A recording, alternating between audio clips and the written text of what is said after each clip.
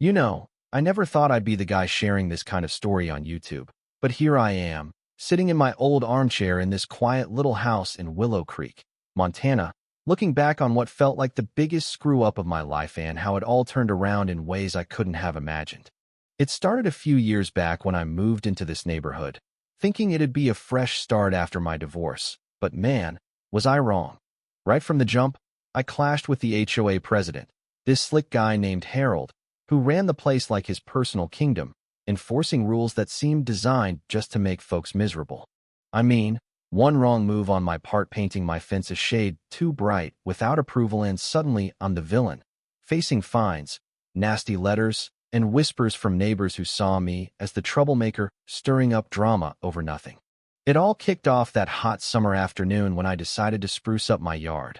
I'd been feeling low, after the split from Sarah, and I figured a little home improvement might lift my spirits. Nothing fancy, just a coat of red paint on the old wooden fence to match the barn red shutters I'd seen in a magazine. But Harold, oh boy, he spotted it from across the street like a hawk eyeing prey, marching over with that clipboard of his, face all twisted up in fake politeness, saying, "Well, Tom, looks like you've gone and ignored Section 4.2 of the Covenant's colors must be earth tones only, no exceptions." I tried to laugh it off at first, explaining it was just paint, easy to fix, but he leaned in closer, voice dropping to that condescending whisper, "You newcomers think you can waltz in and change things, but this community has standards, and if you don't comply, we'll lean your house faster than you can say foreclosure." That hit me hard, you see, because deep down, I knew my impulsiveness came from a place of hurt, lashing out at the world after losing my marriage, feeling like everything I touched turned to crap, and now this petty power play was pushing me over the edge. As the days dragged on, the conflict escalated. Harold rallied a few of the old-timers, folks like Mrs. Ellis next door who'd lived there forever and saw the HOA as some sacred institution protecting their way of life. And they started nitpicking everything: the height of my grass, the position of my mailbox, even complaining about my dog barking too much, though Buster was the quietest mutt you'd ever meet. I'd fire back in those heated community meetings, standing up in the rec center with my voice shaking a bit, saying things like, "Come on, Harold, this isn't about rules. It's about you throwing your weight around because you can't stand anyone who doesn't bow down. Admit it. You're just mad I didn't kiss up like the rest." He'd smirk, adjusting his glasses, replying with that oily calm, "Tom, personal attacks won't change the facts. Pay the fines or face the consequences." And the room would murmur in agreement, leaving me feeling isolated, like I was the crazy one fighting a losing battle.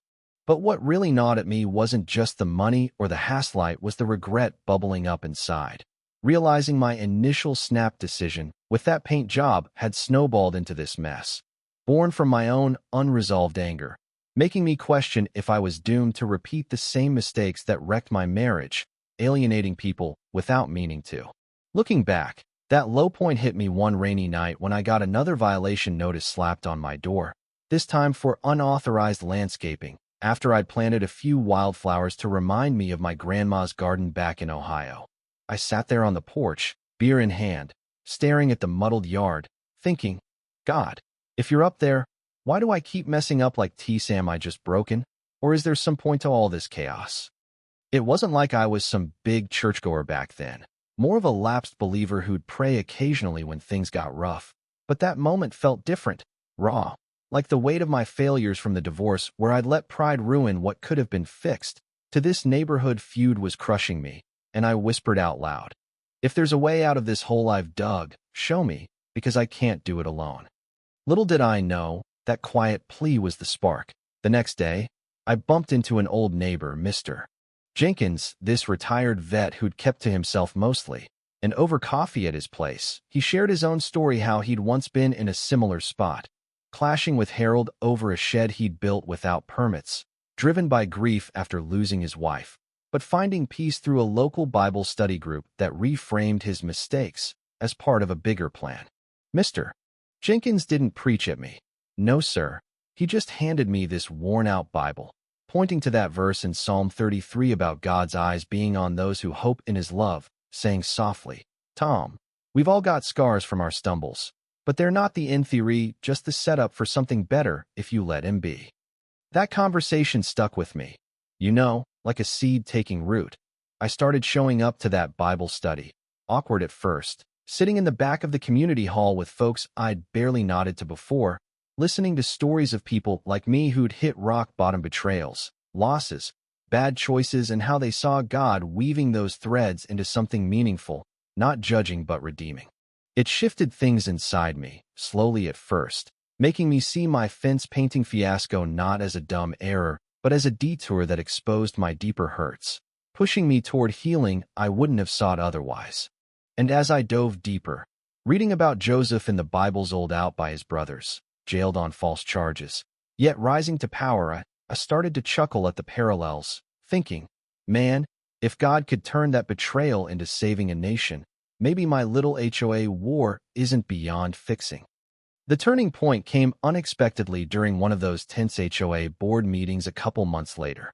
Harold was on his usual roll, proposing new fines for visual nuisances that everyone knew targeted my yard specifically, and the room was nodding along like always. But this time, something in me had changed. No more hot-headed outbursts, just a calm resolve from those quiet reflections. I stood up, heart pounding but steady, and instead of attacking, I shared my side openly, saying, Harold, I get ittery protecting what you love about this place. And yeah, I jumped the gun with that paint. But let's be real. This feud started from misunderstandings on both sides, me acting out of my own pain.